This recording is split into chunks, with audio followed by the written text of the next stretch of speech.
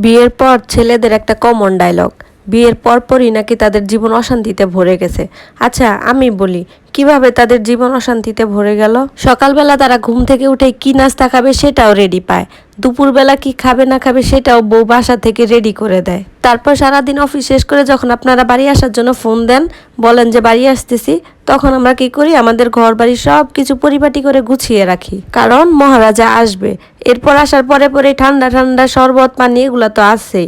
এরপর রাতের বেলায় কি খাবেন না খাবেন সেটা শুনে টাটকা টাটকা রান্না করে দেই। এরপর রাতে যখন আপনি ঘুমাতে যাবেন তখন আপনার বিছানাটা সুন্দর করে ঝাড়ু দিয়ে গুছিয়ে 5 স্টার হোটেলের মতো করে রেডি করে দেয় কে বলেন তো? এই বউরাই কিন্তু রেডি করে দেয়। জীবন অশান্তিতে ভরে যায় না?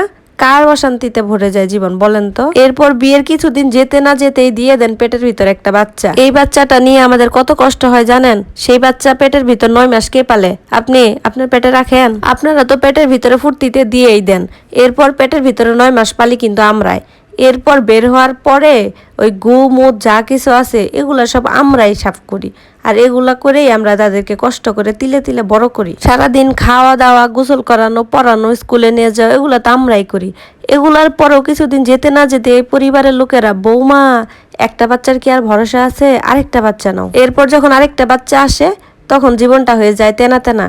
কষ্ট ভোগ করি আমি, বমি করি আমি, সিজারের কষ্টটা ভোগ করি আমি, আর এইদিকে আপনারা বলেন আপনাদের জীবন নাকি তেনা তেনা হয়ে গেছে, আপনাদের জীবন তাই নাকি বিষাক্ত হয়ে গেছে, আপনাদের জীবন নষ্ট হয়ে গেছে। হাই রে হাই, মানে তোমরা কি করো?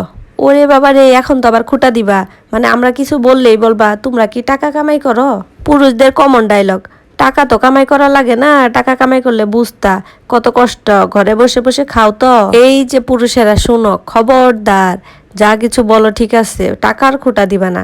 আমরা মেয়েরা যদি চাই, এখন এখন কিন্তু ফোনের যুগ, মেয়েরা চাইলে লক্ষ লক্ষ টাকা ইনকাম করতে পারে। অনলাইনের যুগ, ফেসবুক আর ইউটিউব থেকে কোটি কোটি টাকা ইনকাম করতে পারবো। এত ভাব নিতে যাবা না, ঠিক আছে?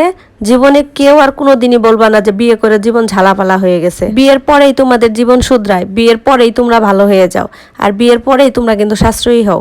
বুঝছো? কথাটা মাথায় রাখো।